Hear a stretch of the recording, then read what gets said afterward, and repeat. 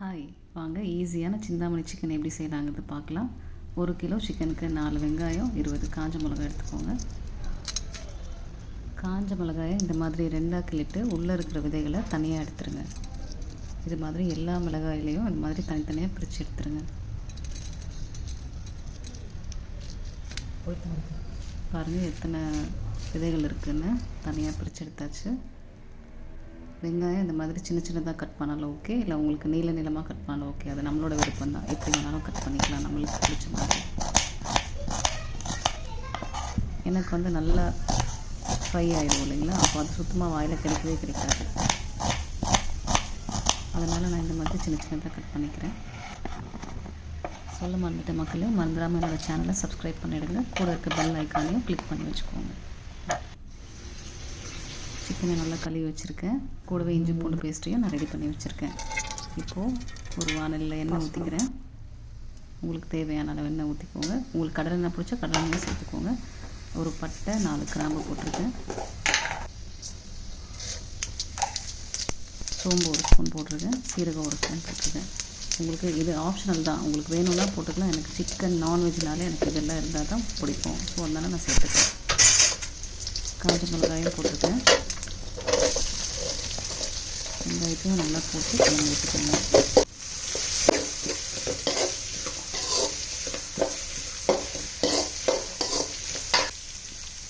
வெங்காயம் வதங்குறதுக்கு கொஞ்சம் உப்பு போட்டுக்கலாம். இப்போ சீக்கிரமாக கொஞ்சம் வெங்காயம் வதங்கிடும்.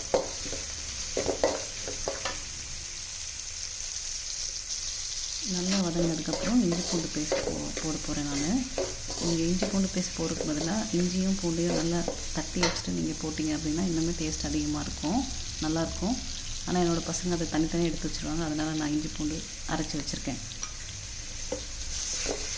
இந்த மாதிரி உங்கள் குழந்தைங்களும் சாப்பிடல அப்படின்னா இந்த மாதிரி இஞ்சி பூண்டு பேஸ்ட்டு போட்டுக்கோங்க, அதுவும் நல்லா தான் இருக்கும். இருந்தாலும் தட்டி போட்டால் இன்னும் ரொம்ப நல்லாயிருக்கும்.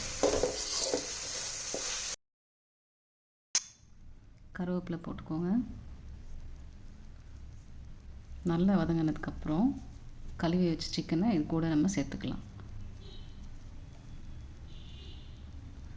1 கிலோ சிக்கனை நான் எடுத்து சேர்த்துக்கிறேன். ரொம்ப ஈஸி மெத்தட் தான் இது. கொஞ்சோண்டு பொருட்கள் இருந்தாலே போதும். நீங்கள் சீரகம் சோம்புலாம் போடணும்னு கூட அவசியமே இல்லை. வெறும் காஞ்ச மிளகா, வெங்காயம், இஞ்சி பூண்டு இருந்தாலே போதும். அவ்வளோ டேஸ்ட்டாக இருக்கும். இப்போ கூடவே நான் மஞ்சள்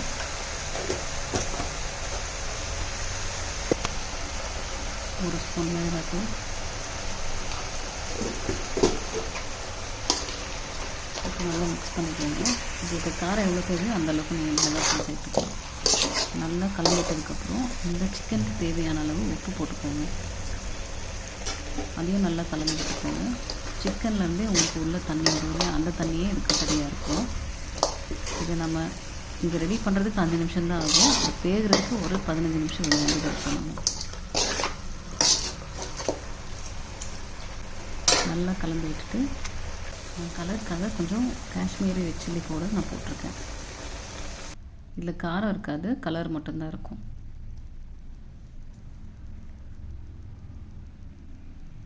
இதையும் நல்லா கலந்து விட்டுக்கோங்க.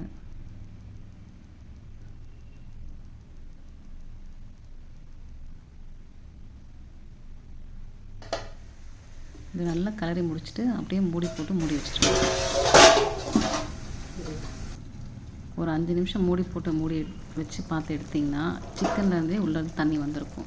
நீங்கள் எக்ஸ்ட்ரா தண்ணி ஊற்றணும்னு அவசியமே இல்லை. பார்த்திங்களா எவ்வளோ தண்ணி வந்திருக்குன்னு. இந்த தண்ணியிலே இது வெந்துடும்.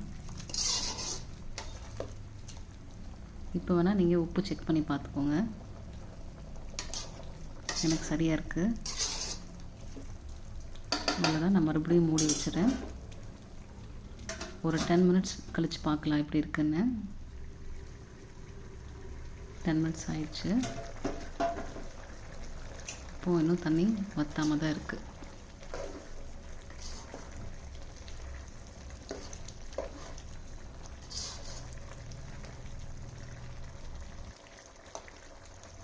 இந்த தண்ணி நல்லா சுண்டை வற்றிடணும். வற்றினதுக்கப்புறம் தான் உங்களுக்கு சிக்கனில் டேஸ்ட் இறங்கி சூப்பராக இருக்கும்.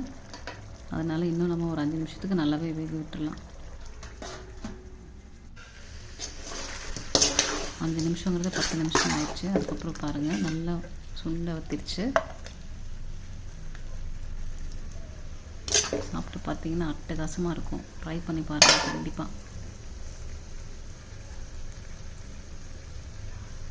இப்போவே சாப்பிட்ணும் போல் இருக்குது.